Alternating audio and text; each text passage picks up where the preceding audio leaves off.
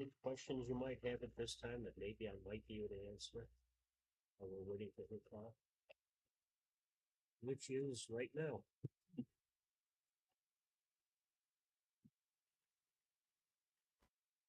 Hello, Kathy. I'm fine. How are you?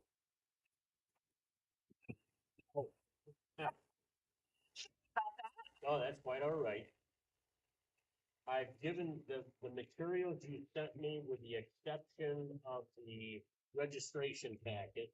I've given Okay. to the board members. One of our board members I know has definitely looked at your website at this time. Okay. So before they try asking any questions, why don't you go ahead and give your spiel? Okay. So, just to give you some background on myself, because I think it lends some validity to the program, I was actually the chairman of the New York class program for 10 years when I was the finance director for the town of Ogden. The program has actually been around since 1989. It was established by the Putnam Northwestchester BOCES because at that time there was no competition for the banks in terms of giving higher interest rates to municipal entities. So the treasurer for Northwestchester BOCES at the time had friends who worked on Wall Street, and she went to them at a dinner party one night and said, hey, what do other states do in terms of securing higher interest rates? And there were these local government investment pools that were operating in other states. They actually brought it to New York State, and with some pushback from the banking lobbyists, they were able to secure legislation to enable us to come into New York State. So fast forward 30 some years, we are now a program that is investing over $8.3 billion on behalf of over 900 municipalities in the state. To belong to our program, you have to either be a county, city, town, school district, village, or fire district. And I say that because we all wear multiple hats in our communities. Some of us are council people, some of us are firemen, some of us sit on school boards, some of us have family members that sit on those boards. So in Western New York, Central New York area, where the program is still growing because smaller entities in further away from Albany didn't always go to conferences where you would learn about the program or maybe stop at a booth. So the program has been around, it's well established. Through economies of scale, smaller entities tend to benefit from the program. Today, we're investing at 4.04% in a rising interest rate environment with the Federal Reserve's increasing interest rates on a monthly basis. We've seen a steady increase in the interest rates. With our program, you can invest your money today. If you need your money tomorrow, you can take it out. It's completely liquid, unlike a CD where you lock it up for a certain amount of time. If you were to cash in that CD early, you would lose all the accrued interest on it. With our program, we actually post interest on a daily basis, and that interest is compounded. So because we post, the next day you're earning interest on not only the principal balance, but the interest that you have previously earned on the program. You can set up numerous sub-accounts. So we have people who have sub-accounts for various projects, reserves, projects that are going on. Again, it's really geared towards municipalities and the way government works in New York State. We are governed by a governing board of 15 people, and those elections take place on an annual basis. Right now, the chairman of the program is Robert Wheeling, who is from the Howells Fire District in downstate, and Tim Hilker is actually the assistant school business official up in Saratoga City School District. So they run the program just like you would run an individual entity, whereby they go out for RFPs every 3 years for auditing services, administrative services, banking services, and legal services. There are no transaction fees that are assessed on the program. All the fees incurred, all the costs incurred on the program are paid net of the interest rate, which is paid to all of our entities. So we have I think we're up to like 33 counties in the program, some as large as Suffolk and Nassau County who are in the program. So those larger entities with larger deposits actually help the smaller entities, because when smaller entities go to the bank to garner an interest rate on even a money market or a CD, because of the size of those investments, you typically don't get those higher rates. But we have an online portal that is secure. You go in, you receive credentials, you log on, you can move money via ACH or wire. Wire is same day, and I like to tell people that a wire may cost you money because your local bank might charge you. An ACH is automatic, but it's next day. So if you can plan a day ahead, I recommend going with the ACH method. So the funds are fully collateralized and safe. New York State municipal law requires all municipal entities to, they pretty much restrict how you can invest your money. So New York class can't invest your money any differently than you as an individual entity can invest the money. So that means we can only invest the funds in U.S. Treasuries, CDs that are backed by the Federal Home Loan Letter of Credit, and repurchase agreements that are backed 102% by collateral. So the funds are very safe. I tell people you can't say that they're absolutely safe, because if something were to happen to our federal government, we would all be in trouble, because a lot of the monies are in U.S. Treasuries. But completely safe. We can't invest anything differently than you can, but because of the size of the investments, we're able to garner and solicit higher interest rates in a competitive environment. So having said all that, I'll turn it over and ask if you have any questions, and if you do, I can answer them.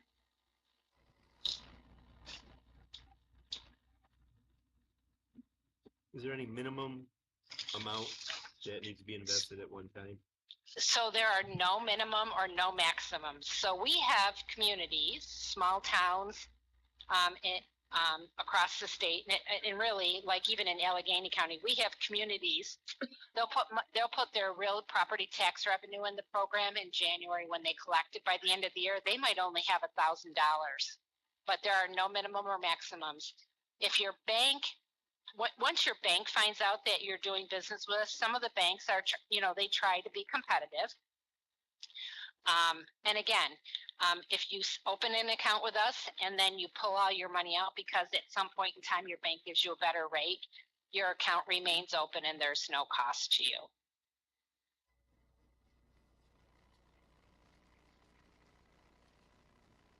How much does the interest rate move with you as far as what's been like the average for the last 3 to 5 years? I can't really answer that question. I can tell you that as the interest rates go up or down, we post them every day. So while we're investing over $8 billion, a portion of that portfolio comes due every day. And as that portion comes due, we're reinvesting it at whatever the highest interest rate is on the securities that we can purchase for that given day. During COVID, when COVID hit, all of the interest rates kind of tanked and zeroed out for everybody, even the banks. As of last March of 22, the rates started to go up when the Federal Reserve started meeting on a monthly basis, and the rates started to go up every month. The problem was during COVID, the federal government had given some stimulus money to the banks, thinking that business would borrow money and they would be able to loan that money out and, earn some interest on it. Because people were a little bit apprehensive and conservative, that money is still sitting in the commercial banks. So that's why the commercial banks aren't able to really give a decent interest rate, because they're holding on to all this cash. And to take on additional municipal money, which requires collateral, will cost them money. So it's kind of an interesting situation where we're at right now. I can tell you that in most communities between central New York, western New York, and south to the Pennsylvania border, our rates are probably 3 to 4 times higher than what the commercial banks can pay. And while you still need your local bank for your checking accounts, many people are moving their money to earn some interest. And then, like I did when I was a finance officer, when I would do my accounts payable check run or my payroll, I would move the money out of New York class and put it into those checking accounts to cover my checks. So the banks are still, you're still using your local banks and you're still needing your local banks. But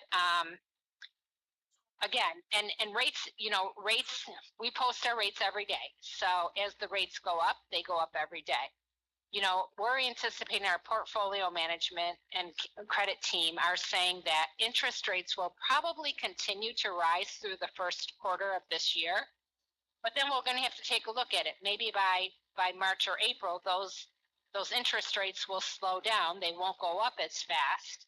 And maybe then will be a good time for you to start looking at tying your money up into a CD, at which point you take it back to the commercial bank and tie it up for 30, 60, or 90 days. But in a rising interest rate environment, you really don't want to tie your money up. Advisors, like what you're sharing, that because this is variable, does change that. Kind of say, hey, you may want to look at doing, may want to look at putting it into a CD at this point, or or just like kind of a frame of reference that as we kind of check the guideline for. So I have participants that are in New York class, and because I've been in the industry, I was a finance director for close to 30 years. They will call me and say, Kath, is it time? Is it time? It hasn't been time, but once we have weekly meetings with our portfolio and credit team, who are actually monitoring not only the U.S. government economy but the global economy. They're also monitoring what the Federal Reserves are doing. And I have no problem saying, if somebody were to call and say, you know what, now's the time to lock up. That's just kind of who I am. And certainly our credit team and portfolio team sends out an economic update on a monthly basis to all of our participants to kind of give them an overview of what's going on in the economy. So we're very transparent with the information that we have to guide our participants in the direction that will best warrant their entity.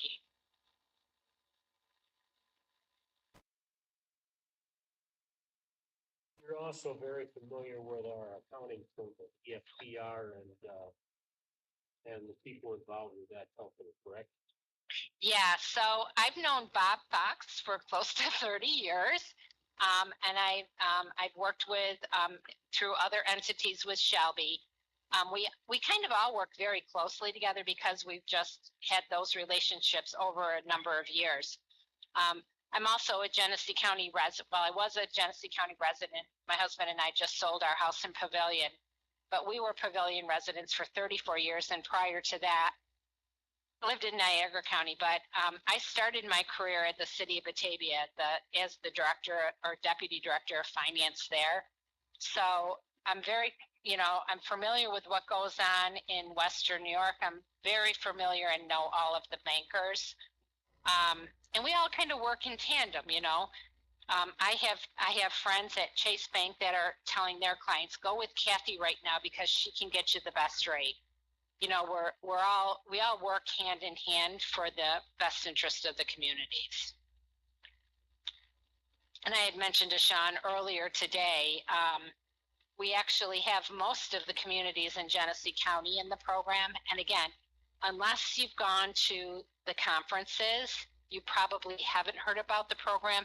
I know I've tried to stop by a lot of the communities in Western New York, but again, you can't hit everybody. But Orleans County is actually in the program. Kim, the treasurer there, is very happy with the interest that they're earning for the county on the county funds.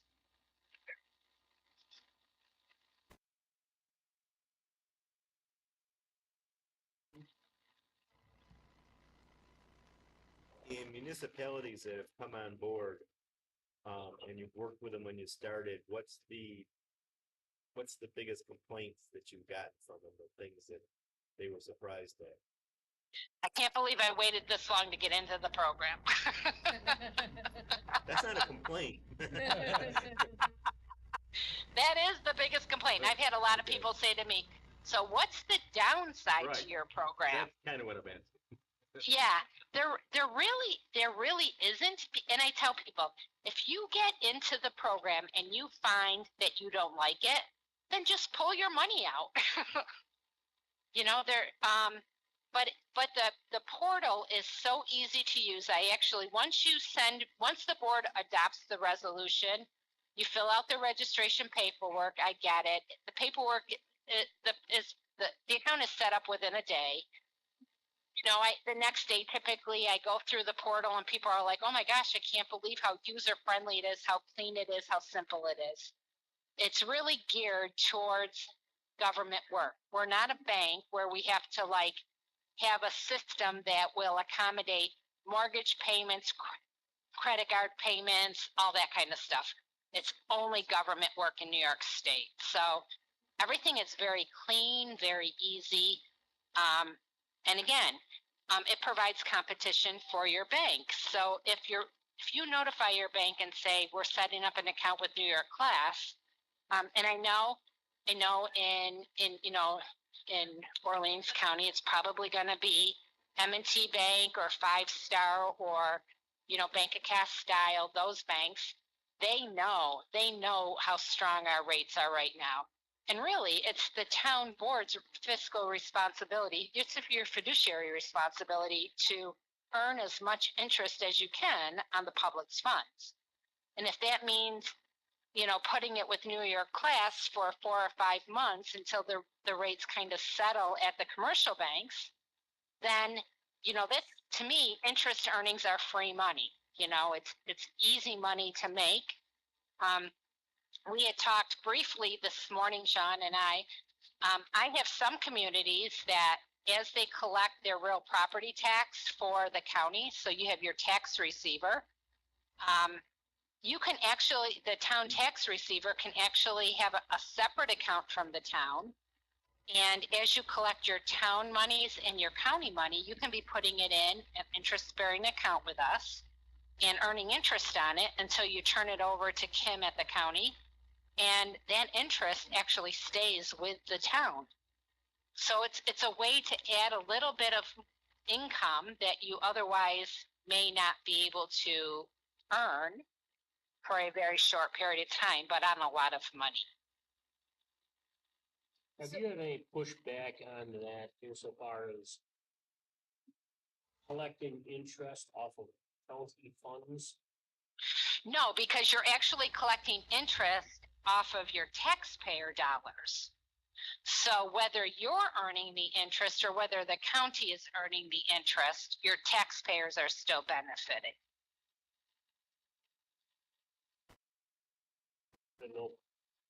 No discrepancy whatsoever throughout the state on that point of view? I have not heard any pushback at all.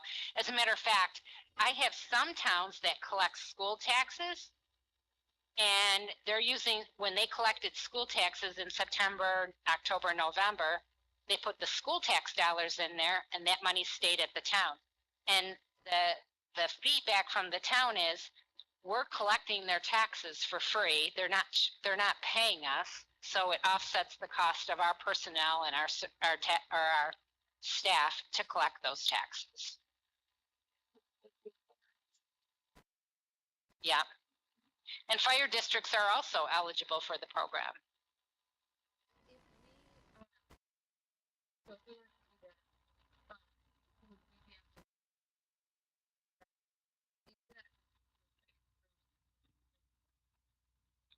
You actually have to go to your local bank, deposit your checks, and then go into our system and move the money. I would recommend moving it via ACH.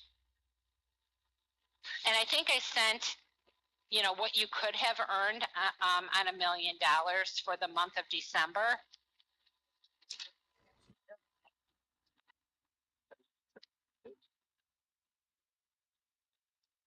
And that's when rates were lower. So, I send that just as kind of a frame of reference, but there's also an investment calculator on our website.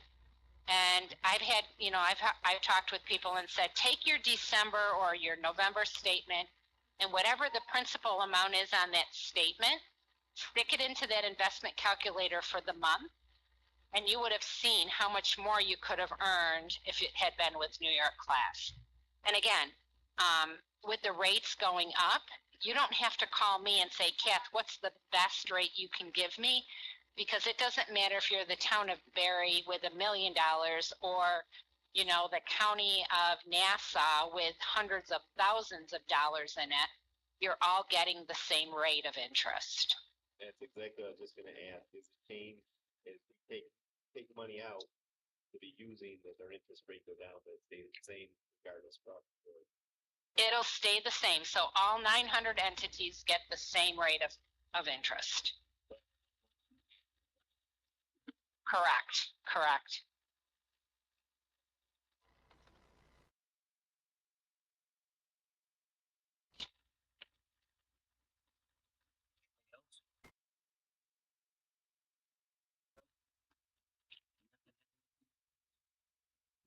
We're gonna have a board member here from the town of Shelby. Oh, okay. I've stopped in there. Miranda is part of GFOA, and I've sat on the GFOA board for, again, close to 30 years. I know she's relatively new. We haven't gotten Shelby into the program yet, but again, it takes some communities a little bit longer because you're a little bit more conservative, right? You don't have as much money. And you're just kind of real protective of those taxpayer dollars, but it's a very safe program. And I tell people, if you're not comfortable with putting all of your money in there, just put your toes in the water, right? Put a little bit in, and then you're going to see how that interest grows. And then you garner that level of confidence, and then you just add a little bit more, as you go along. But like I said, the program's been around since 1989, so it's not new. It's very established. The people running the program have been running the program for close to 30 years.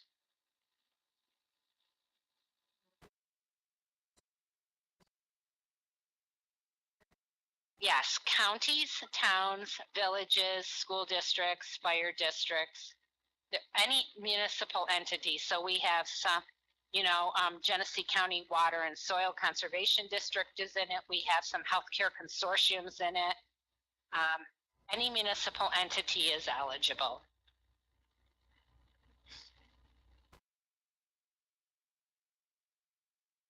So I'll ask the question.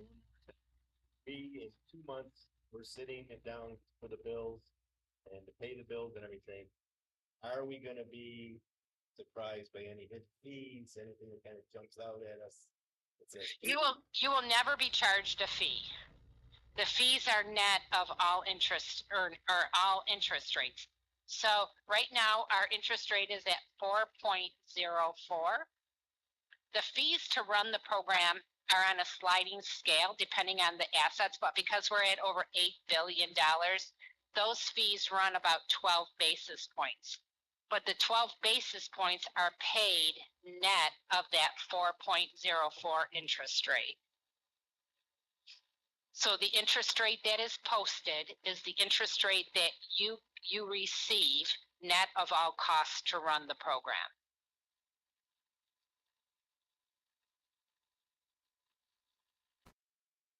Said, that this program's been running since '89, and you said during COVID, it zeroed out on interest. Can you give roughly any you've seen in the last 35 years? Oh, no, I can't answer that question. I can get to the answer, but I can't answer that question. So when interest Correct. So they really didn't zero out. I think they got down to like 0.02. They didn't actually go to zero, but it was like at 0.02, and that 0.02 was net of all fees. So the actual interest With that was earning was 0.14, right? But we were paying out 0.02. So I don't think it ever got to zero, but it got really close to zero.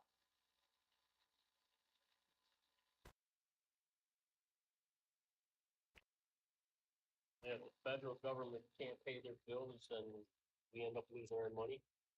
Well, I don't know that you would lose your money, but we would all be kind of in a different place.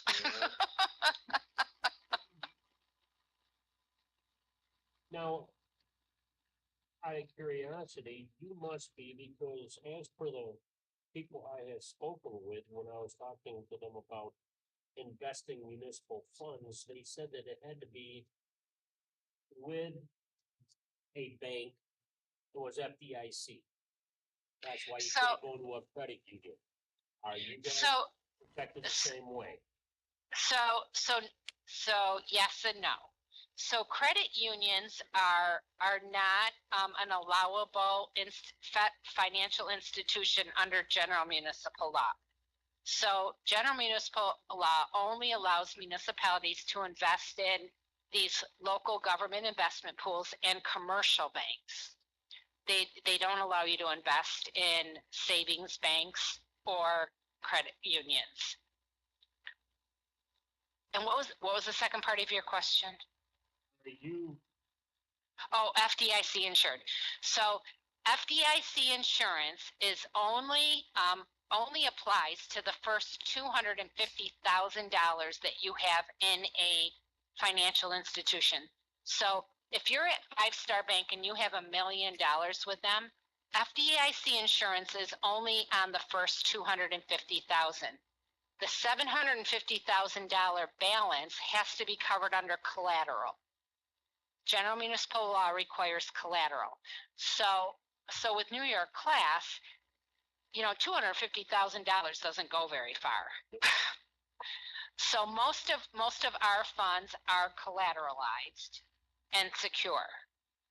And again, that's all regulated by New York State. Anybody who works with New York State municipal funds have to abide by New York State municipal law.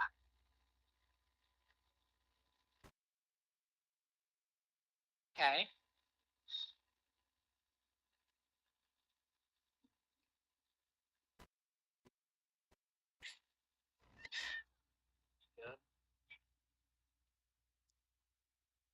Kathy, I thank you very much. I guess we just gotta sit and talk about it a little bit. Yep, and again, I sent you the registration packet, which has kind of a sample resolution, but you really just have to adopt New York Glass as an official depository for the town, and if you add us as official depository, and again, even if the board adopts us and says we want to use New York Glass, and you never deposit any money, we can set up an account for the day that you are ready to do it. Okay? Good. Okay, well, good luck, and I look forward to hearing back from you. Hang on, Kathy. I just want, Oh. once we send in the registration and the paperwork, what time frame are we looking? So the guidelines that I give people is if I get the paperwork by noon on any given day, by the end of that day, it's typically set up. We have a dedicated client services team that works from 8 to 5. So I like to get the paperwork personally, only because if I see something missing, it's quicker for me to call you and say, hey, I need this information. It's missing on the paperwork. You could send it directly to the client services team, and they might not get to it for 2 hours. And then when they do get to it, if something's missing, then it kind of just delays the setup. But I give it a quick over, and if everything looks good, I forward it to client services on your behalf. And typically by the end of the day, you're up and running. They'll give you your credentials to sign into the secure portal, and the next day you're ready to invest. Kathy, when I'm looking at this municipal cooperation resolution that we would have to approve, it just basically it's just me having to sign and date everything on it. it does not ask for like a resolution number or date. So you would incorporate that resolution into the town board minutes. You would assign a number to it if you needed to for your numerical purposes. But I mean, I've also had people just say, we're adding New York class as an official depository for the town. And then you fill out that resolution and they use that resolution. So it's just a template. The board has the flexibility of, wording their resolution however they want it, be it as simple or as complex as you want to make it. But the one that we provide in that registration packet is one that probably, I would say 90 to 95% of our participants use, just because it's already been vetted by lots of attorneys across the state over the years, and it just works. Okay. Okay?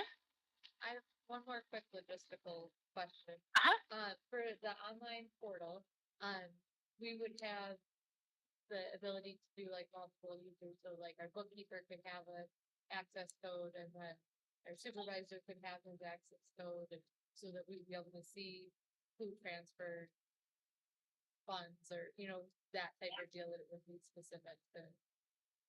Yeah, so when you set up that registration paperwork and you set up the users for the portal, you would give the user permissions to either be an authorized signer, which is the person who, it could be multiple people, that would be approved to move money in and out of the program, or you would give a user read-only access. And I have some boards where, you might have a finance committee, and the finance committee wants to have read-only access, and they go in and they can't do anything. They can only look things up. So those are the two levels of permission on our system. But again, EFPR, they do work for a lot of different municipalities. They do a lot of bookkeeping, and they have one of their staff members as an authorized signer, so that that particular bookkeeper can move money in and out as needed.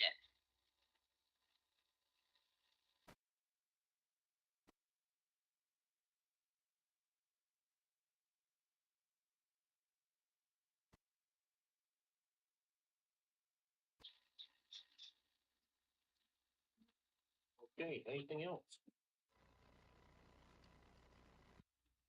Okay, once again, Kathy, thank you. You're welcome. I look forward to working with you. Take care. Have a good evening. All right, you as well. Bye, everyone. Bye.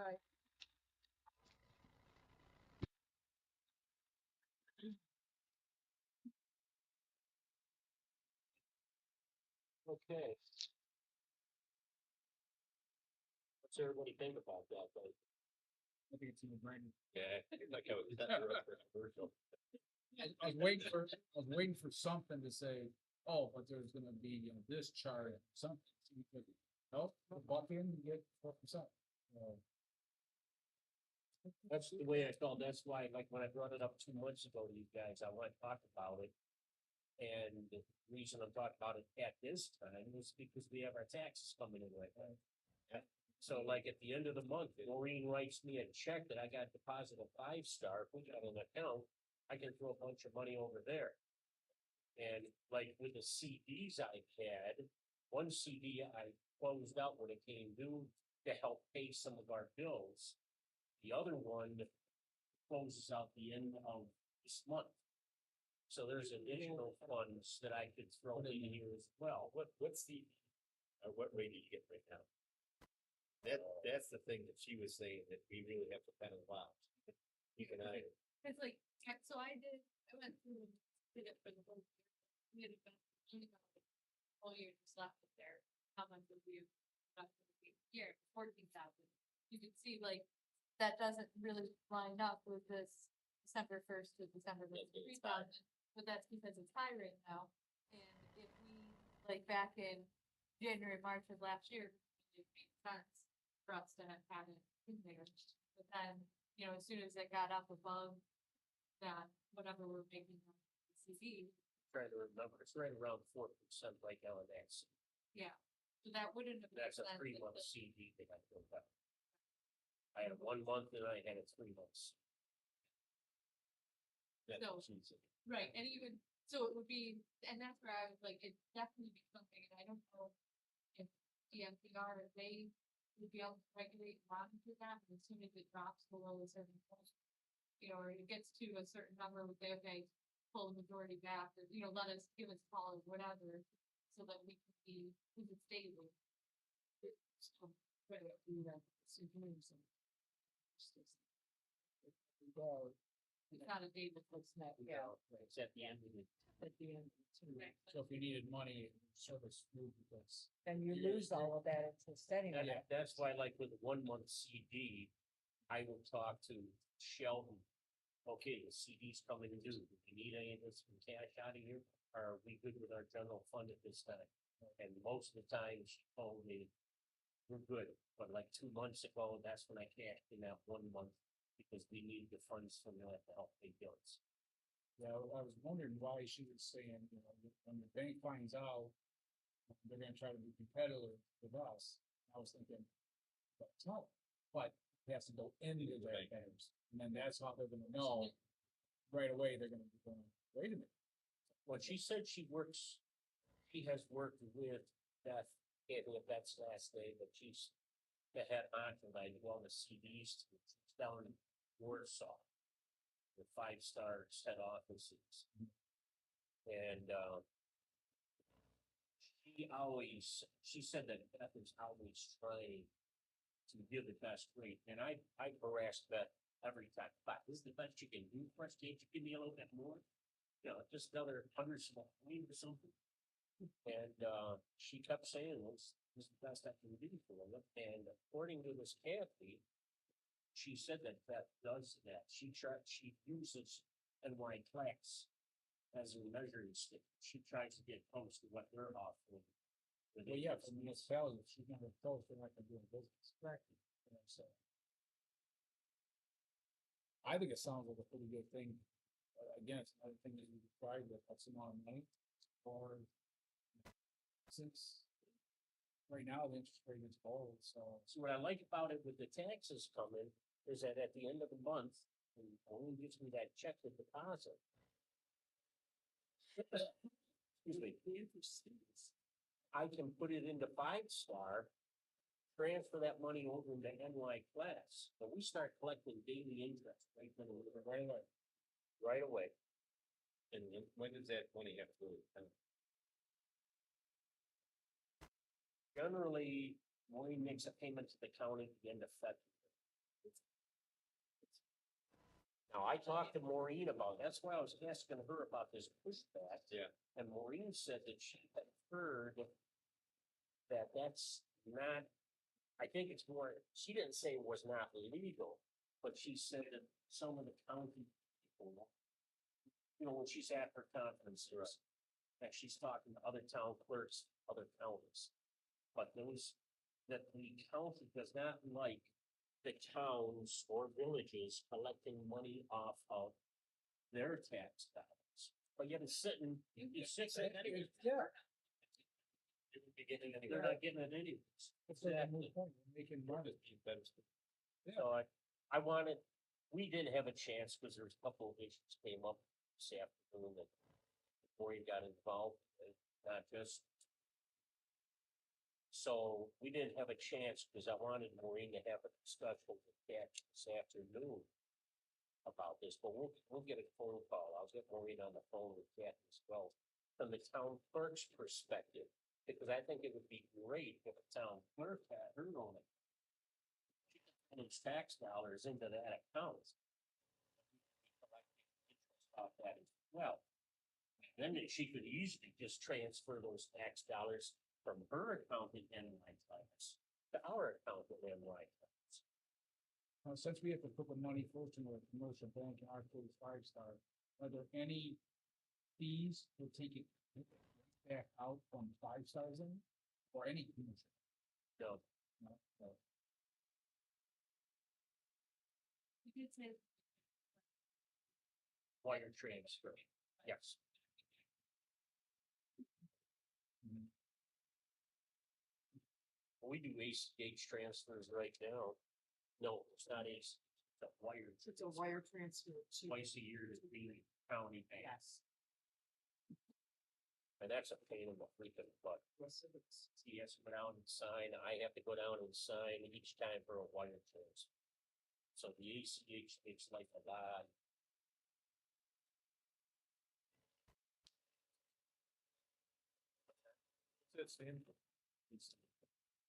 That's your, like, you take your debit card and you put it in there to pay for something, that's an ACH thing right there.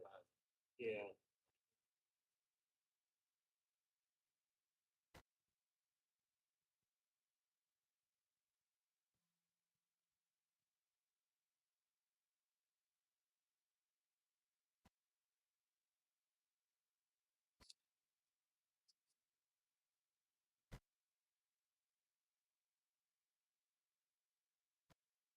Father, we hearing.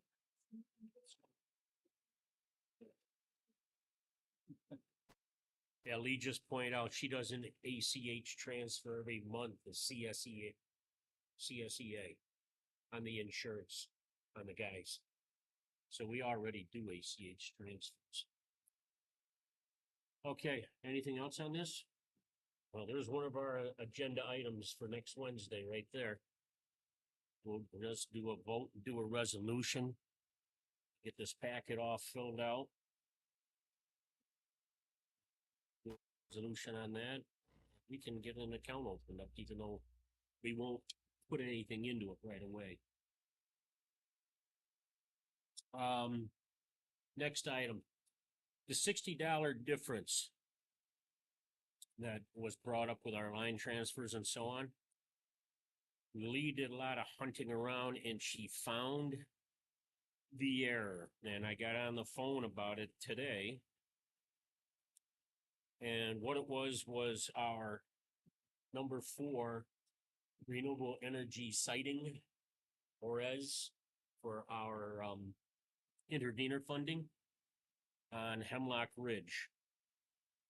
And where the problem came in was that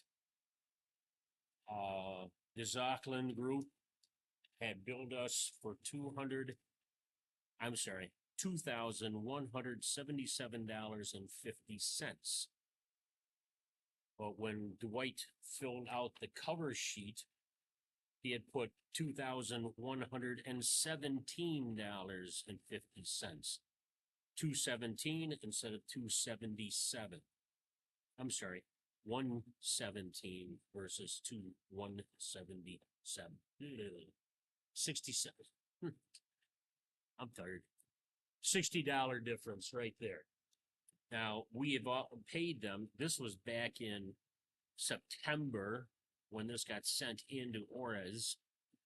We paid Zockland the $2,177.50, which is what they're entitled to. So I was on the phone with Dwight today. We'll have another intervenor funding bill going in, and he is going to do a cover letter. Usually they catch these. When Heritage, I did the first couple of them, and I made an error. They were real quick to throw it right back at me, and I had to recorrect them and then send it back into them. Somehow this got by whoever sits and files through these. Why they didn't notice that $60 difference, I don't know. But Dwight is going to do something with this, with the cover letter, so that to pick up that $60 that we've paid out and haven't been reimbursed from the state. The cover letter basically say they owe us. Yes, X amount. the state owes us $60, and he'll point out that specific bill, invoice number 2180, and what it is on the coverage, how much is on there. It's a $60 difference. So we'll see what the state has to say. Stacy's a good man. Well, Dwight said, yeah, I'll just take it off my bill then. I said, no. The state owes us the money, not you. So we're going to try it this way and see what we can do. See if the state will bend with it. Line transfers with that.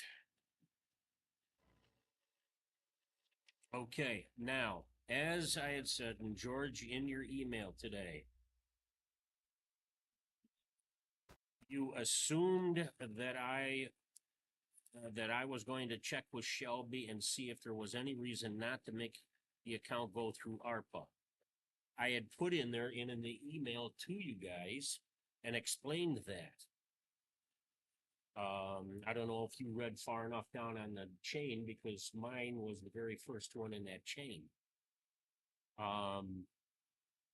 So what it was that if, and your next paragraph down there, you said with the ARPA funds being used instead of heritage funds on the park, all signed, that way what we had all signed would it not have to come back in to be signed. Yes, it would be because you're taking, as I said in that email, you would be taking from another budget line. And by taking it from another budget line changes the whole thing and everybody has to come back and sign for it. And you said you were trying to save us time. It wasn't saving us time on that. So what it is that we all had to sign when we okayed that. Yep. And went through and said, well, we'll sign it when we're done. But the way it had it set was that it was as it was with coming out of Heritage Wind. So I had wrote up underneath that, Hassan said, funds being taken from the ARPA funds. And everybody signed that.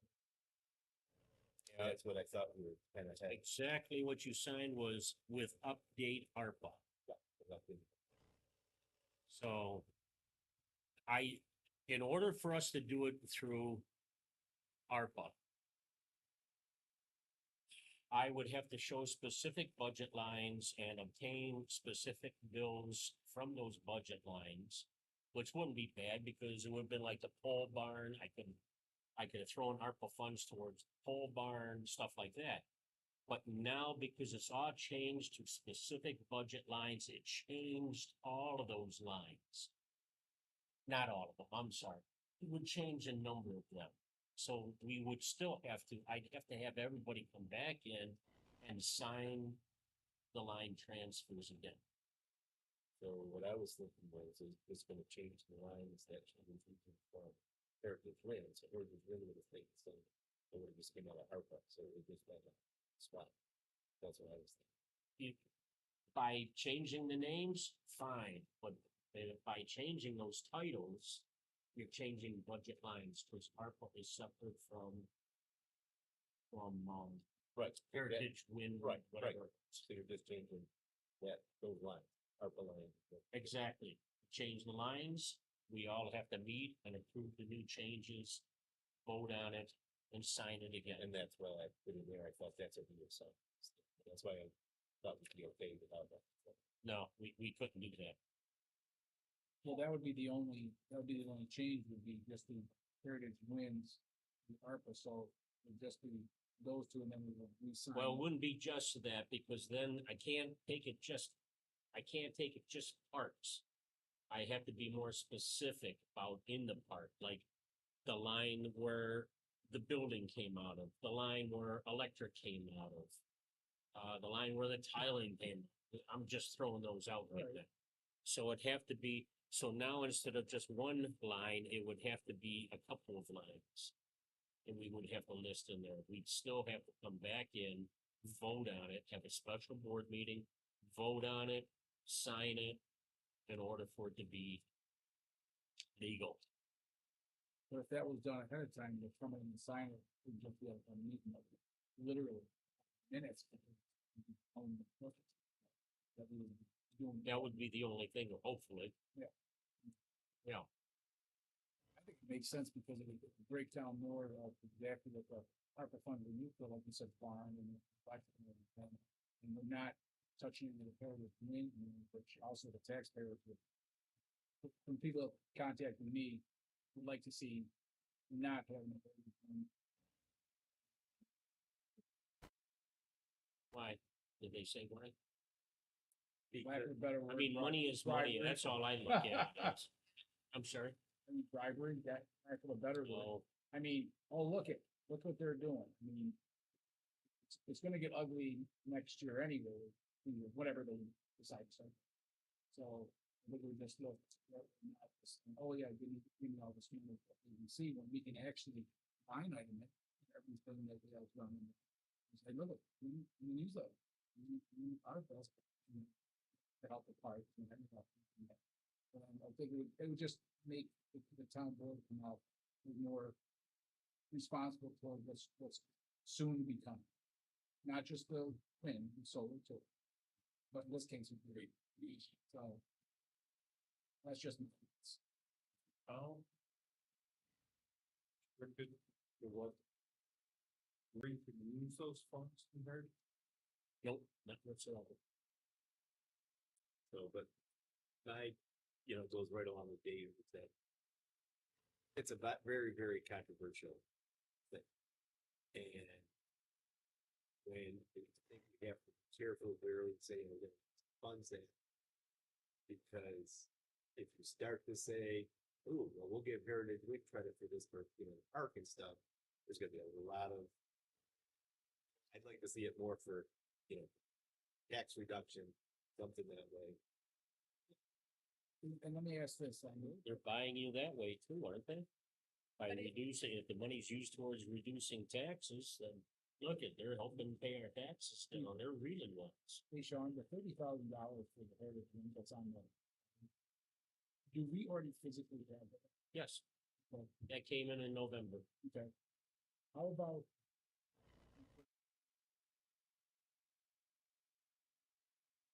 Now we're really being split or not.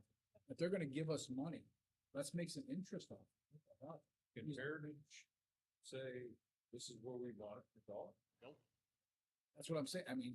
Well, and then, That's Yeah. money for us to use however we want to, Even if period. for a month or 2 or 6, whatever, however the interest rates go, Mhm. let's So- make money off their money. in my view, I see. Put it into my reserve account for my equipment that needs to be bought. You know, Dale was It's- gonna say that, I was right here on line 5, Dale's gonna say it. I Yeah. think No, I mean, Yeah. and it would save. Yes, every year Sean tries to put money in our, what we call our reserve account for future purchase. And in my equipment plan, I'm out to 2030.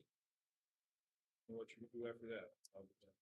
So I could, Uh, I could see that more going into your account. I mean, I'd still put it in until you need it. I'd still put it in the New York class, but It's that makes accessible. more, that way. that makes more It is sense. accessible, one day, Because once these start going in, the roads are gonna get destroyed. So I Oh, can yeah, see that. and they will replace what they Yeah. destroyed. Right, that's what they There's no said. doubt about it. That's neither here nor But I there. could see that's the But, big more sense. but I think a lot of the board members could justify that, hey, we took their money and we're making interest for you, town. And then when you need it, it's one day, she basically said you can pull it out. I'm throwing that out there just because. No, that's a good I know- idea. I know Sean and I have had conversations that There's a kind of, Shelby has said to us. Be careful what you spend, don't, if you could get by, I'm not buying a pickup for myself this year. Or for 22. I'm not buying it in 23. Unless they come up with some price decreases. Yeah. But, so I'm shaving where I can, but this is a way to hedge it. Yeah. To be ahead of it a little bit. I guess kind of my thoughts on it, that I don't want it to be, I would rather say, okay, this is the budget that we came up with. And we can put it in instead of having taxes, costs, because it's kind of, I don't think that I explained myself very well. When we were going through the budget, but when the host community agreement funds come in, then we say, okay, this is our operating budget costs, which then determines our tax rate. But if we have that $30,000 revenue, that's where it offsets the tax. Not necessarily saying that it's gonna go into this specific or into that specific, but that we can say, no, this is just, it's not extra money. It's money that came in my thought process behind that is because from going door to door, talking to people, from everyone in the way that it has, this project has been marketed, is that it's going to reduce taxes, it's going to reduce taxes. Reality is that it won't reduce taxes as much as people think that it will. However, that being said, that to me has seemed to be the most, they don't want us spending more, they don't want us necessarily doing big projects, or they would like us to reduce their taxes. That seems to be, from my perception, the top thing that people say. And so, that's kind of my thought process, but for right now, absolutely think that that's a great idea to get that right into that new class.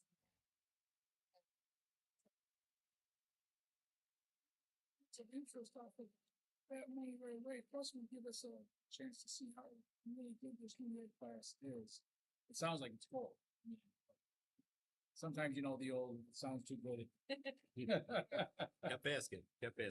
So back on these line transfers, Sean, can we still do that? And if we all have to come in and sign it? No, it's already been submitted, everything's taken care of. Gotta get it taken care of last month. So this is where Sean, But, go ahead. did you know that it was going to be too late? That there wasn't going to, because the way that you sent out the email, and it seemed like you already kind of had it like, because it really, We had the meeting that night. right, The next day, I wasn't able to connect up with Shelby. Come to find out she had the same freaking drug that I had. And I got a hold of her like around noon or so. We had the discussion on it and everything. And it was like about an hour after that I sent out the email to you guys. I think part of it was kind of a trust thing in that we were thinking that we would still have the opportunity to do it based on the ARPA funds and based on the discussion that we had. And then it's like, oh, sign this, and I'll ask the questions, and if we need to change it, we can, but then email came out and it's, oh, it's a little too late.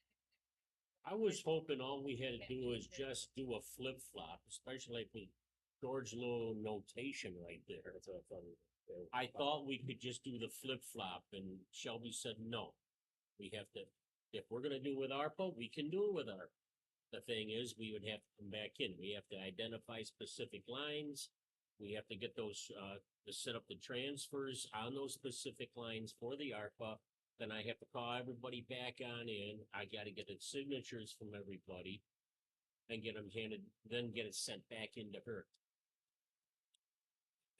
In a timeline?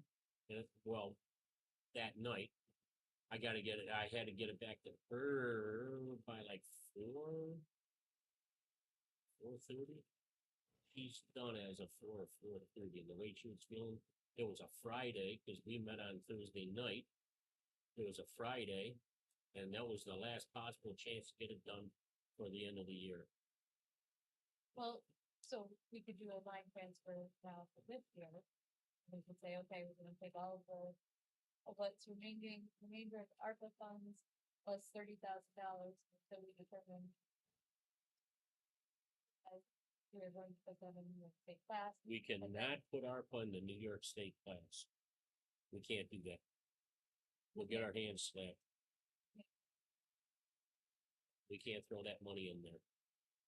I asked Shelby about it, and she said absolutely not. It's federal money, and the way it is, it's gotta sit in our account, period.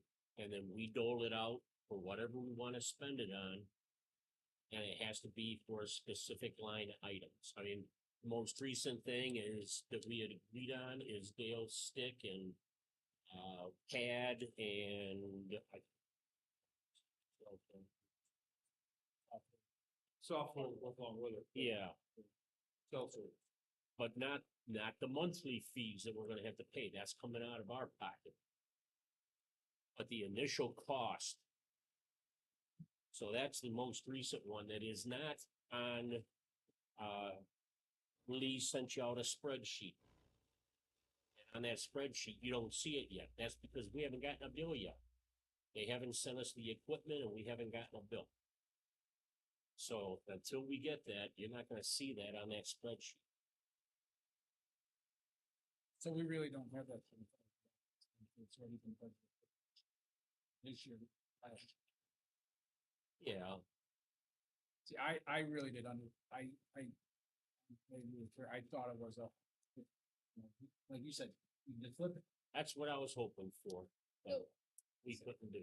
so because, could we just take 30,000 and put it, say that that's like, I don't know, I just, Yeah, we I can. don't, We can take that, take 30 grand and say that it is Heritage Wind money and we can throw it into New York class. No problem with that.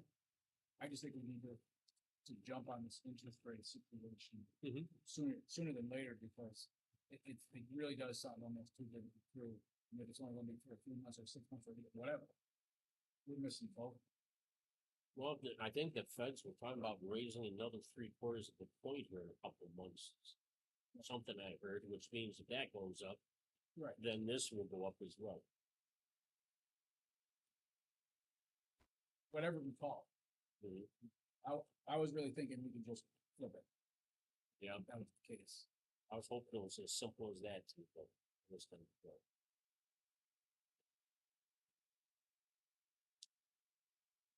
I'm just not following the same. The line items she had to take care of came out of the Heritage Wind. It's gonna be the same line item for our. So don't know where the big, I guess It's not the that's, same line items. Two different items altogether. right, but where they're coming from, the funds going to offset the the expense. So it's exactly, Well, that's one thing, you know. You take a look at the funds. And it's like Lake Ontario. And you just draw money and you take water out of Lake Ontario and it goes everywhere throughout Orleans County. That are hooked up to the water treatment, water purification. plant. it's not that we have all of the. Everything comes into and that's where transfer like what.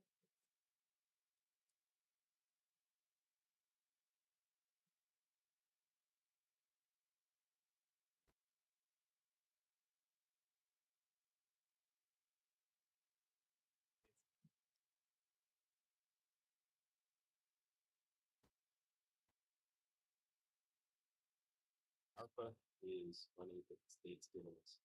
No, federal government. Giving us for the 2026. And it's, and ARPA is one of them.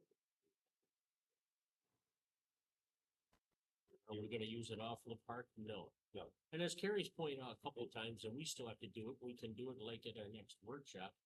And that is sit down and talk about what do we really need in this community that we can spend these ARPA funds on. Now, the ARPA funds are around for 5 years. The end of that 5 years, you don't use it, you lose it. Right, exactly. So, And then you got your, you know, your Lake Ontario you're talking about with the dirty mussels and everything, and you're pulling money out of there, so it leaves a bad taste in everybody. zebra mussels. Good analogy, So, like that. So, I'd rather pull it from, you know, Alice Lake than Alice Lake. They don't have zebra mussels in Alice Lake? I don't think so. With it. Yeah, but you take a boat, you run through and let it sit out there in Lake Ontario and then put it into Lake Alice.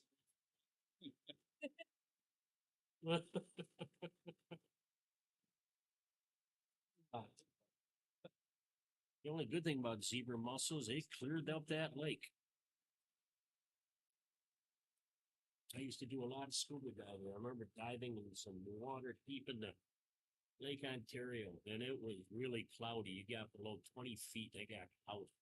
Those zebra mussels came along, and God, it's nice and clear for waterways down there.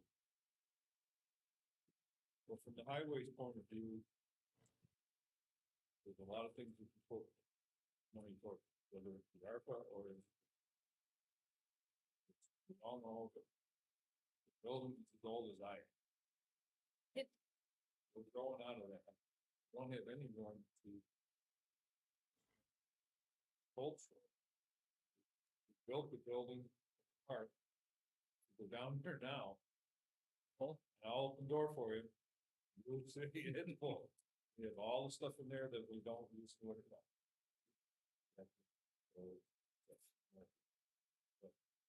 So, if I can advocate for mine and Right, that, well, and that's where if everybody can kind of come up with their list of. This is what this is what would help us, and this is an estimate of the cost. For the next 5 years, like not just looking this year, but for the next 5 years. If you could do that and Maureen could do that and. I'm out to 2030. Okay, Equipment, for equipment, but I'm not talking equipment. I know that. I'm saying, you're talking the building needs things and you're talking that there's other,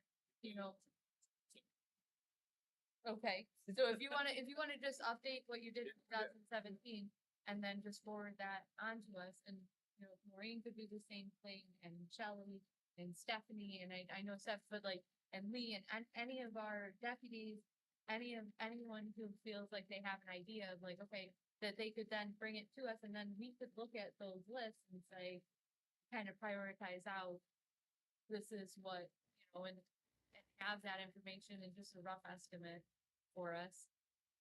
That would make I it, just got an email tonight from Clark Patterson Lee. The only bridge that we own, that the town owns, is on Joetta. The other bridges are owned by the town. Close to $700,000 to replace it. Right, so, and what we're doing, we're applying for Bridge New York. right, That takes some money to apply for. This will be the second time we applied for it. Keep it in mind. But you have to go through I can't do the process. You have to pay for the process to be done by now. So that resolution is gonna come up just before 1 year. This is a funding from the state that for just bridges, obviously. Bridge New So York. once you get approved, Are you asking for funding for the whole project or just engineering? No, I would ask Engineering. for engineering. But what I'm saying is that the whole project is gonna cost 700. if he gets It's approved, their then, first- then that's where the money. Yeah. Is it a loan or a grant or? No, it's a grant. It's a grant.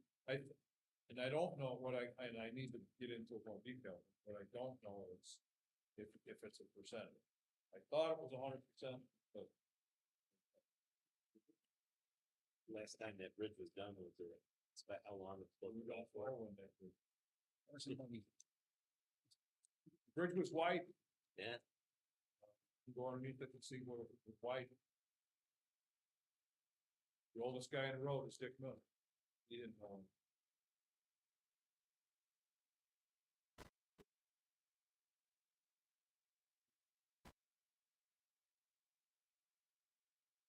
That's the If one, I told you, you'd think that I had retroactive permits. But it's the only bridge that we own. isn't that the stream that comes down through my field and cuts across Yes. Root Road right there where Larry lives? Where, I can't get Larry's last name, the guy that does all the gun repairs and everything. So That stream cuts right there next to his to property. the east of Westbury and so. Yes. Yeah. And that's the same stream runs down by, so what's the difference between the bridge and the culvert? There is no difference, I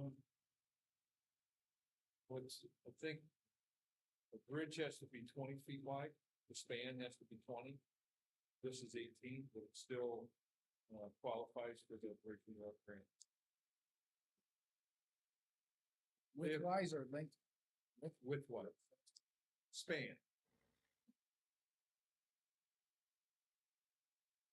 The other bridge that we do own is Brook Road. Yep. It's.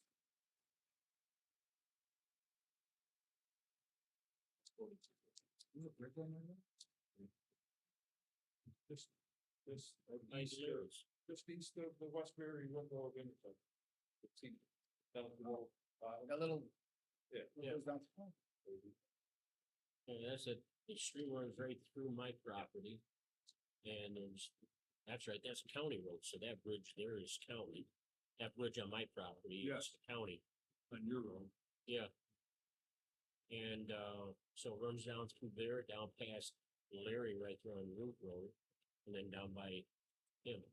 Then on Gillette Road, They're putting some stuff in there, that green dollars. Gillette Road west of Hill Road, the bridge there by Hazel's, that's a county bridge.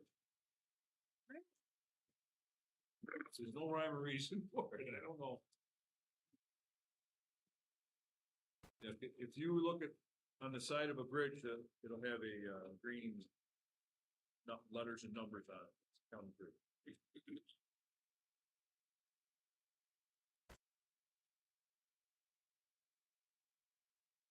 That's my pitch.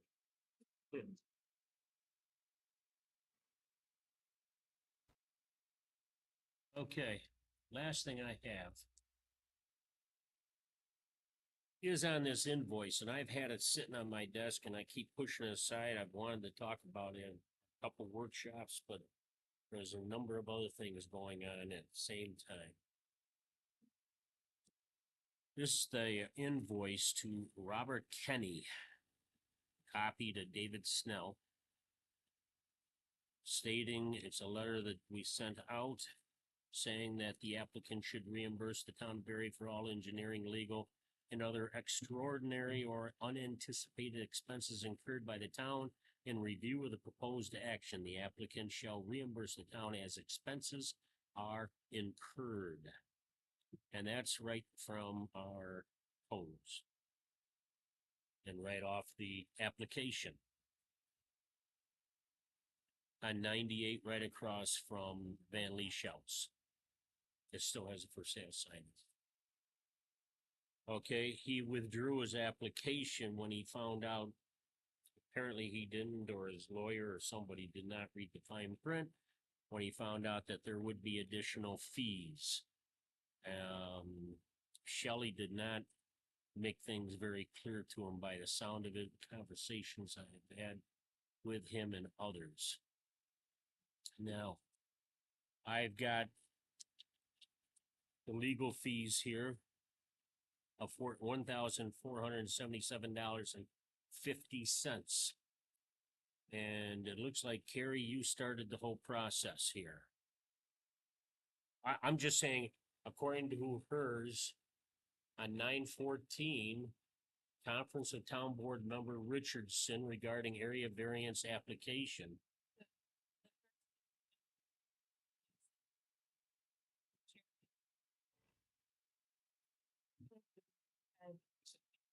You had said that, and the chairman for the zoning board had reached out to Lee, and Lee had emailed the information and questions along to Bridget. So if prior to me, and what happened actually was that after a town board meeting, Bridget asked me if I was aware of this application and the meeting that was going to be during the following night. I had not had any information whatsoever in regards to even there being a meeting until it was brought up that it was going to be one with Margaret. So she shared some information, and that was the first thing. The account was open, but I was not the one who started this bill. Well, there was a lot of confusion up front right there, which we could have straightened out prior to this. That's what bothers me with all this work that was done by Zoklin, when it could have been corrected if we had talked about it. And I have informed the group, Zoklin group, that they are not to proceed with anything unless they first contact me on it and I get more of the insight on anything from now on. Not just me, but in the future, let's say they're with us for the next 20 years, any supervisor. It has to go through the supervisor's office. Because a lot of this here, and discuss, if I could have discussed it or have known more about it, I could have discussed it with Shelley, could have spoke with this gentleman here, pointed it out. I was gonna go to the meeting. I didn't know all this was taking place because I was gonna argue against it because we were creating a,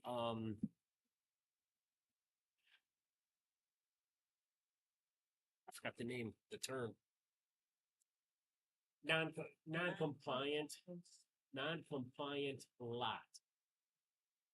All the bitching we have done through the years and prior to me being in this office was about all those non-conforming, thank you.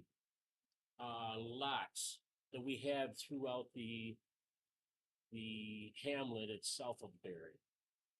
And here they're talking about forming another non-conforming lot. Okay, but that's not our, so right now, that. the I'm zone- just, go ahead. I guess that where I have a little bit of a hard time with this is that, these funds, so the zoning board, the planning board, and us are supposed to be unique entities Yes, that operate, really kind of independently from each other and then share information. yes, And the zoning board, and this is because I was completely caught off guard by this entire thing. me too. And, when the zoning, what I understand, and Lee can, I saw her, she was in here and then she left, that Steve, our zoning board chair, contacted Lee with questions in regards to the application and his review of the application, which Lee then forwarded to Zogler Group. Jocelyn or to Shelley? No, to Zogler. Shelley did not forward this to Zogler. Shelley did not send this to Bridget. When did, And that's where you can look, ask Lee. you're picking it, I don't see any of that now. It's not on there because it was not, but I can text Bridget and have her forward. I can email and have those emails be reviewed. Or maybe Lee can share, but it was, my understanding was that Lee sent the email with the questions from Steve, which makes sense to me. So the zoning board chair had questions that were sent to the attorney, and then that is what precipitated But who is it that Steve should have spoken with? the zoning board clerk. So Lee, operating as it, so he had questions. He sent them to Lee and Lee sent them to Bridget. Is that not correctly? So.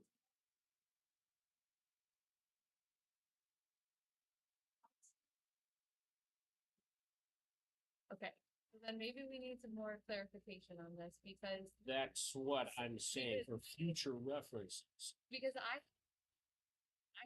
like the application was withdrawn before I even looked at the application. But it's not I serve on the zoning board as a liaison, not a member of the zoning board, so I'm Right. not gonna be inputting my opinions on the process or on what they're doing. But I would like to just know what the process is or what's going on. And my understanding was that Steve was the one who had the questions that then went to Bridget.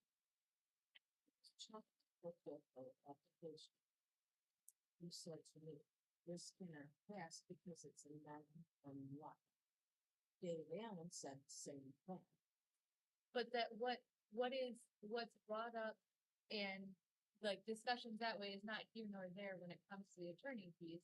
If questions were brought forward by our Those zoning two components. board to the attorney, then it doesn't matter. And she shared that like if there's legal ramifications with this specific request, with this specific zoning request, if it wasn't, and I don't know the specific, but she shared that like the town would be at risk, and so when she got those questions, she was alarmed and then started working on the additional resources for the zoning board to have support in their decisions and information to make the decision. The date that he filed the application.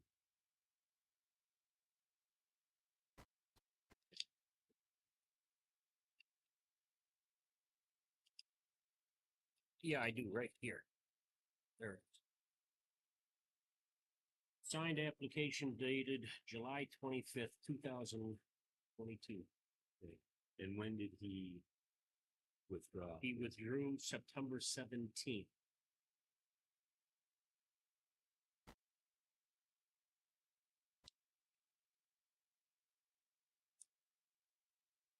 And he withdrew based on, he heard that there was gonna be legal fees against, that he would have to pay.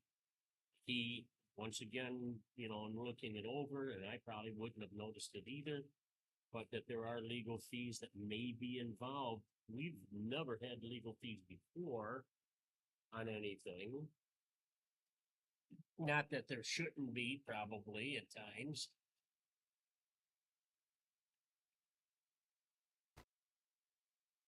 But it just, it got all messy. It's what happened. And I think part of it was because Steve is new to the board, and he was placed in a supervisory position as the chairman. And he was looking for a little bit of guidance, which is understandable.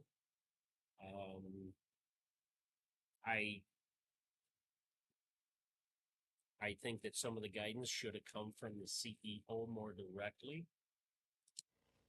I know the CEO many times has called me about, what about this? What about this? This is what our codes say. This is what is going on. What do you think? Do we need to call this person?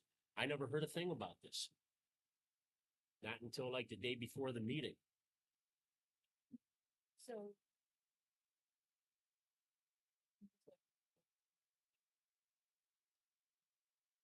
Emails?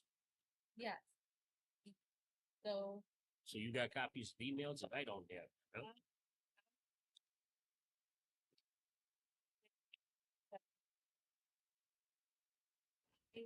asked, I was informed that we were gonna have a zoning board meeting, I believe, the next night, or like or Monday, I think it was Monday the 19th. I think it was Monday the 19th, there's gonna be a zoning. I asked Bridget after the meeting, 'cause I didn't know anything about it, if she could, I said, do you have the application? And she said, yes. I have documentation that she's forwarded me. This is the only way that I received the application. She forwarded it to me on September 14th. On September 16th, she created a memo, which she sent to Lee to distribute to the zoning board. And then, I was CC'd in on it, and Steve was CC'd in. And so the work was done at that point in time, and I guess that, I don't know, like, I am very curious, because when I spoke with her, she said that she got an email from Lee, and maybe she misspoke, because then when the fees came in and I was questioned, and I was said, well, Terry was the first one that brought it up to her. I didn't even have the application. There's no way I was the first person to bring it up to her, because I didn't know about it. And, then to have the, then I was asked about the fees, and I said, I don't know. I don't know how this happened, but I do think that maybe we should have some structure as to what the proper procedure is for moving forward. But I don't necessarily think that it's appropriate to go. But I do think, because this isn't something that the town is paying for, this is something that.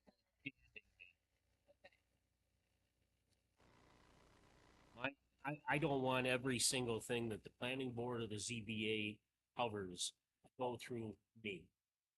If there are questions or concerns, they should go, first of all, to the CEO and also include me. I told, if anything goes to whoever the town attorney is, that I want them to contact me so that I don't get blindsided by something like this again. I did not like this whatsoever. When I saw this come through and I gotta charge this guy this money, he's already said he's not paying it. And part of me feels like he shouldn't because of the way it was handled. He did sign saying that he would cover those costs. Yep, he did. It is correct that we haven't had those expenses or those costs. However, I think that, those costs and like there are costs to going through and to doing these types of things and to making sure that they're done correctly. And I think that moving forward, I still don't think, I hear what you're saying about like only charges incurred or whatever, but I think that the autonomy of the zoning board and planning board kind of needs to be maintained in that they are their own entity, and if they feel that they need attorney. I just want to be aware of it. I am not voting yay or nay on them. I just want to be aware of them. I want to be in the loop with them. But you were sharing. Sir. You're sharing. Yeah, I was gonna go to the meeting That- because that I was we- concerned. that these fees could have been- I wasn't going to meeting on the fees. Don't read into that. I didn't know about the fees.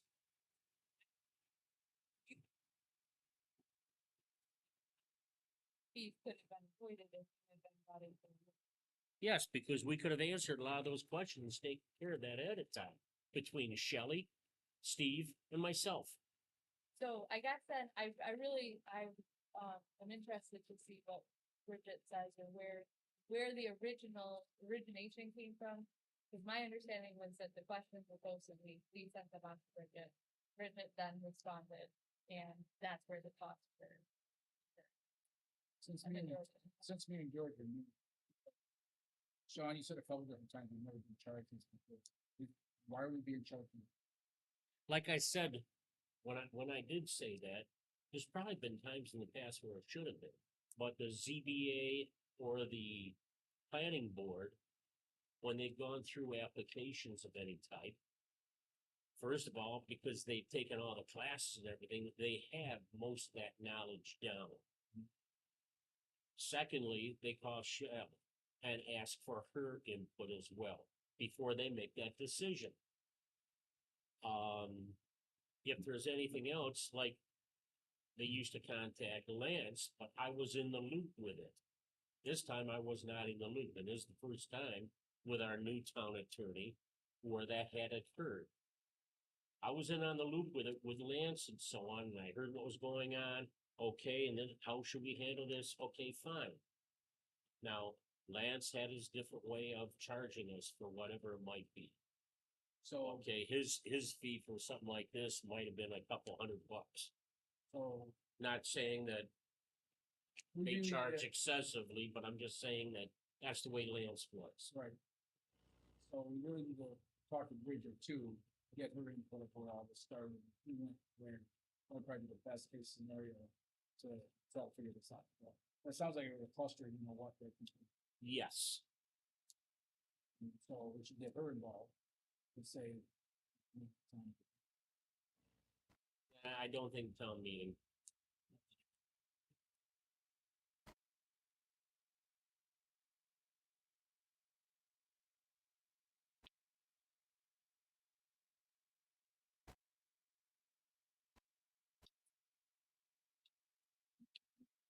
Before he got it?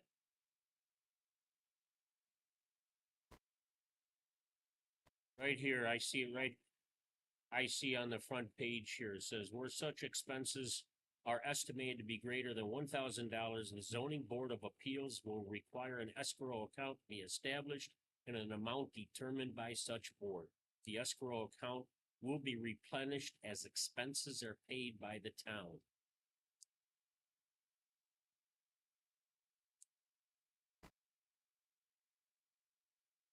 But this was noted by you after.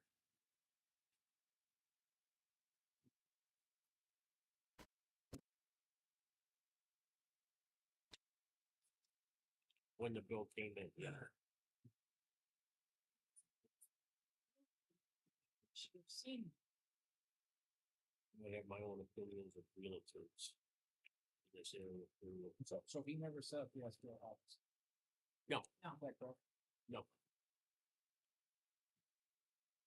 And then, like, you know, all of a sudden, a matter of a couple of days, I mean, 2 days. Start on the 14th, by the 16th. In matter of 2 days. Really,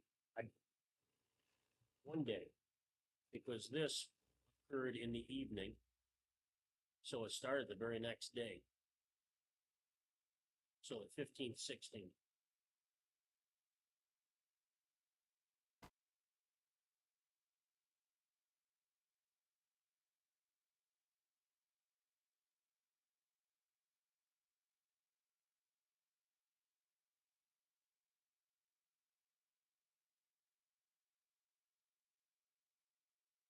Yes.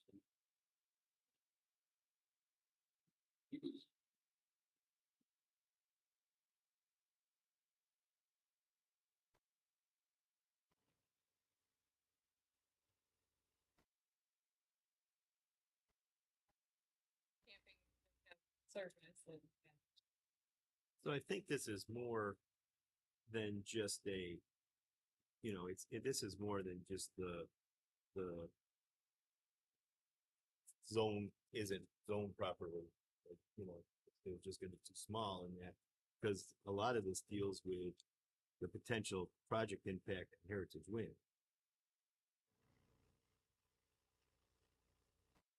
That's where the majority of this. I think that's It where was. the concern was when, as far as Bridget was concerned.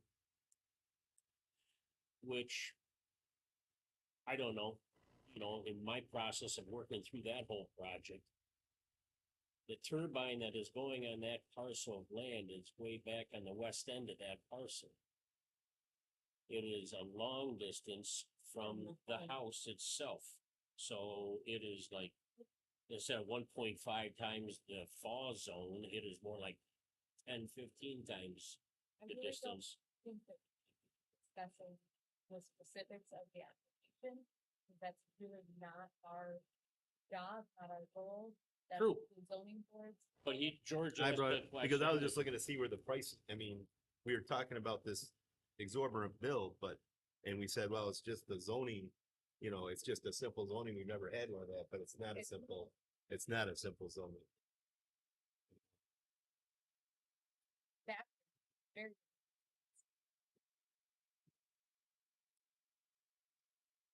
So my biggest concern is,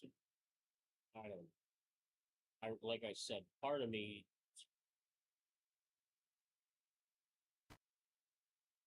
I don't think. Sharing about if there is $1,000, like if it's over $1,000, then sorry, not to go on here. Then I would say that we could charge it, and the minimum charging that $1,000.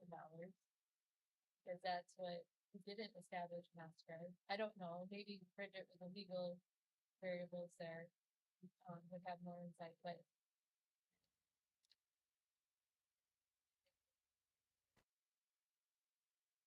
The bill has been set, right?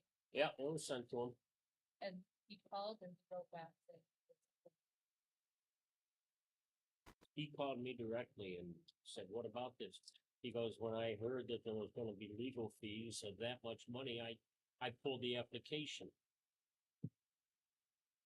So, you know, it's, like I said, what it comes down to these applications.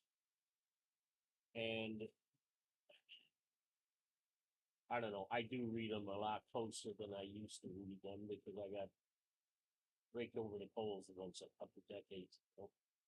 But how many people really look these over? Okay, this is what I gotta do. Okay, what do I need on here? Okay, fine, and you sign it and you're on your way.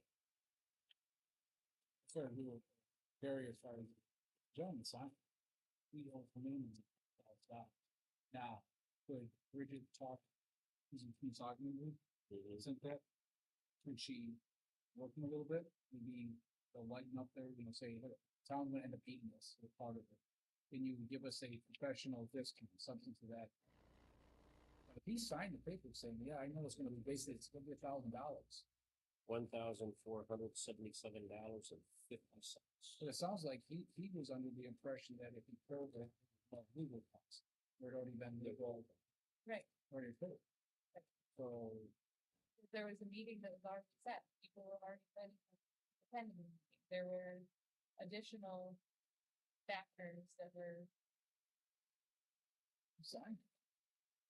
I know. Well, maybe, in That's my- why I say I'm torn Yeah, in I this mean, one. the extra over there, since he told me, I think maybe that, because when he realized he was doing that, he pulled his application thinking that I stopped it there. But it's, It looks like it was an electronic signature, but it still had this. It is, it's still legal. Still legal. yes. Sheriff stated it.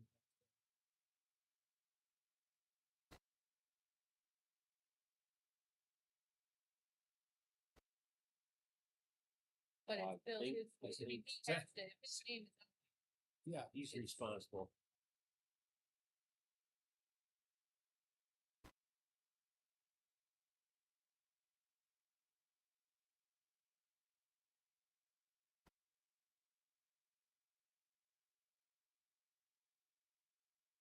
If we.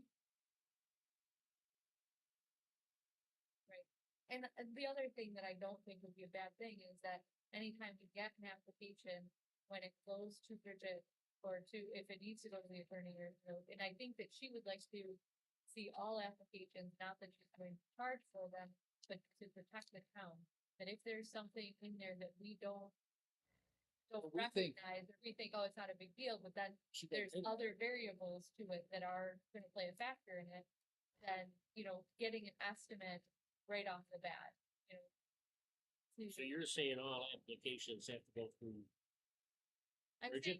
I'm saying that maybe we should talk to Bridget about how that would look, if there would be something, you know, it seems like this application specific has a lot of variables to it, has potential for a lot of, legal and, you know, there's a lot of big You know players what in it. bothers me about that is if we send those applications to Bridget and she puts in an hour or 2 hours, you're talking $225 to $450. That's under the $1,000 threshold for her to say it's all okay. So that means we gotta pay as a town.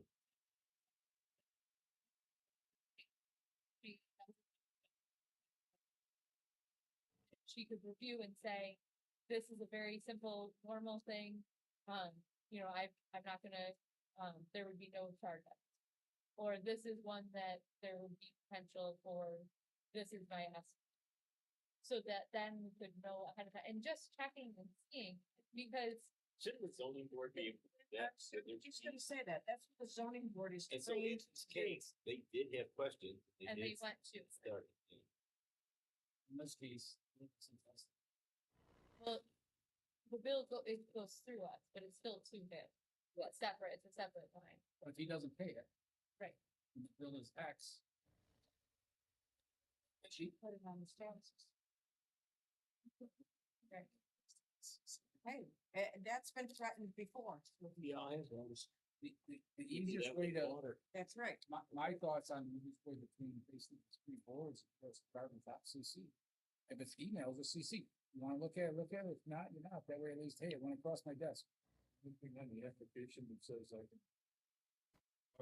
can withdraw the application At any time. at any time? Yeah.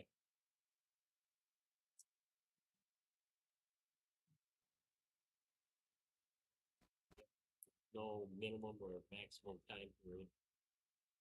Or a window. There's nothing like that. You can withdraw at any time. That's what should be a. But we still signed it for the $1,000. That's why I was getting back to, he should have paid that. He signed it, and he knew that language was in it. if the realtor signed on his behalf, then that's between him and the. Yeah, realtor. that's their deal. No, that's between them. Stuff like that. You notice something that's town should be involved in, and say, hey, this one here, it's in gray area, then you're gonna look at this. Not, just let it go. That costs nothing.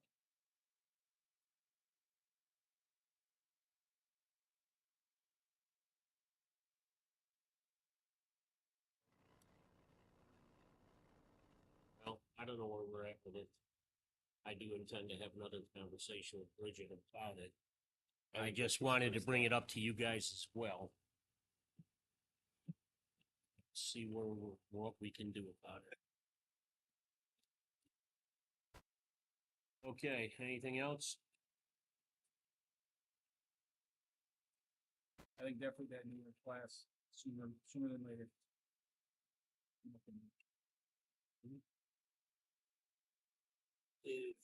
Excuse me. One more thing I've been thinking about the single family center is, um, advertisement in the county is reducing taxes for lower income.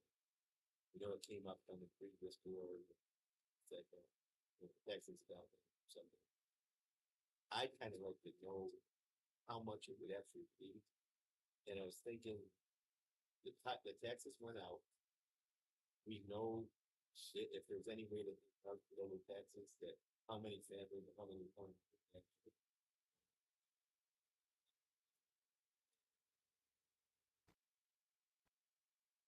Ask Stephanie. We're just saying, well, it's something. Seemed, yeah.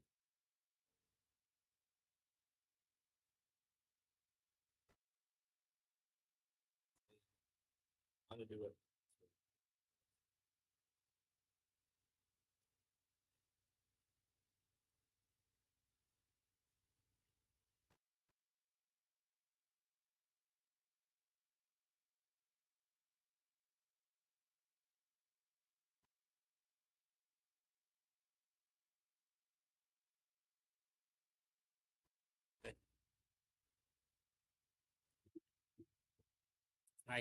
I told her that I would like to start seeing a written report from her like Dale does.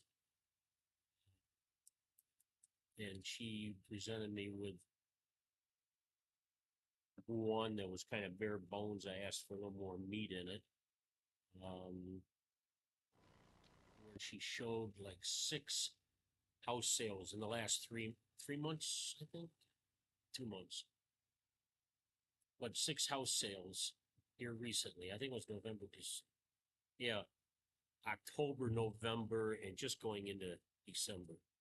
There were 6 house sales, and she gave me the appraised value or assessed value and how much they sold for. And the home sold for roughly a third more than what they were appraised at. Just recently assessed at. What I said. Yeah. Yeah. Yeah, between the assessed value and what they sold for, let's say if they totaled $100,000, then the total was $150,000 is what the overall sale was. So I'll have that report for you at the board meeting.